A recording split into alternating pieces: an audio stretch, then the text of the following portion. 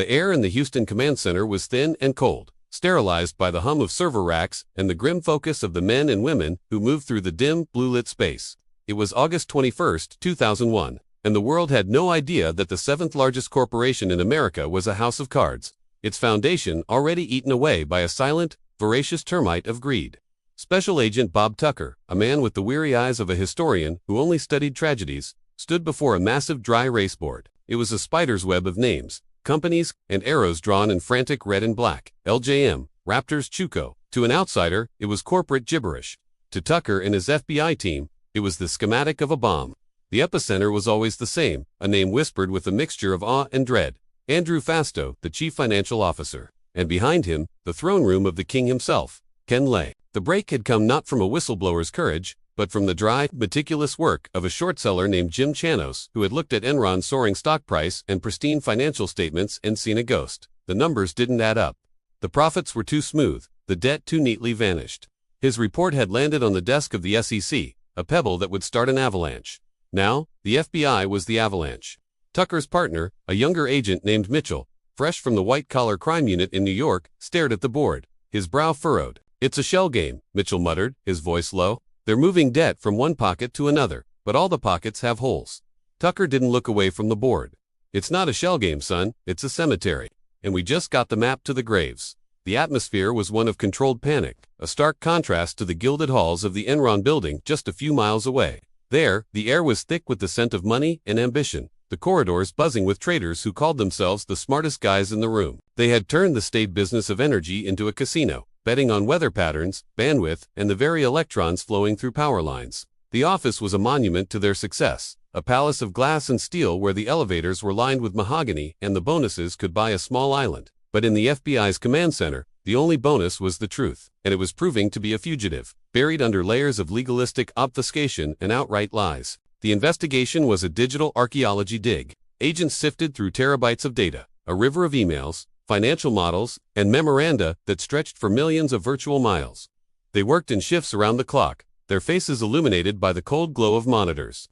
Surviving on bad coffee and a grim determination, the tension was a physical presence, a low-grade electric current in the air. Every email subject line was a potential tripwire. Every spreadsheet cell could hide a secret. Then, they found it. Not in a formal report, but in the casual, damning prose of an internal memo from a vice president named Sharon Watkins. She had sent it directly to Ken Lay. Mitchell read the printed page aloud, his voice barely a whisper, the words echoing in the silent room. "I am incredibly nervous that we will implode in a wave of accounting scandals." She called the Raptor entities Fastow's creations. Funny. She wrote of hidden losses and a reputation that would be shredded. It was a confession buried within the beast's own belly. Tucker felt a cold certainty settle in his gut. This wasn't just about fraud. It was about a culture, a religion of avarice that had consumed every shred of conscience. He imagined Watkins typing that memo, her heart hammering against her ribs, the weight of a multi-billion-dollar secret pressing down on her. She was no saint he had benefited from the system, but in that moment, she had tried to stop the bleeding. The response from leadership had been a deafening silence, a collective decision to look the other way. The king had been warned, his castle was built on sand, and he had chosen to throw a bigger party.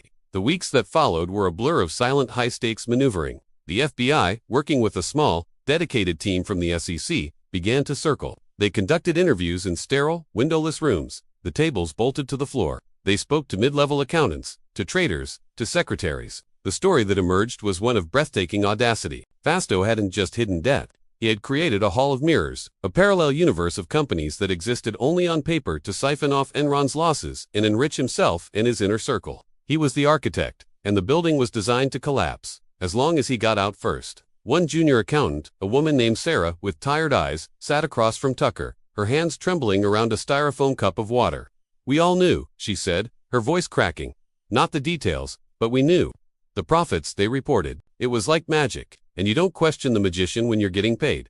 Tucker leaned forward, his voice gentle but firm. "Who was the magician?" "Sarah." She looked down, a single tear tracking through her makeup. "Andy, it was always Andy. He had this smile, like he knew a joke that was going to cost you everything." The pressure built like a thunderhead.